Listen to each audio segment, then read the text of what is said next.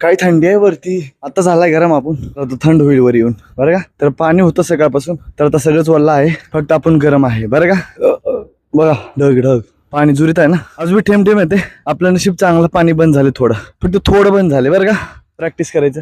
आता मी मारलं back take push-up challenge दुसरा, मला नाव माहित नाही. तुम्हाला मी जेवढं शिकलं तेवढंच तुम्हाला सांगतो. एका दिवशी प्रत्येकाची एक एक नाव, बरं का. आता मला लक्षात नाही गेलं, मला माहित आहे, फक्त लक्षात नाही. म्हणजे कसं माहिती आहे का, मला आठवण आल्यानंतर तुम्हाला मी सांगतोच, नक्की सांगतो, बरं का.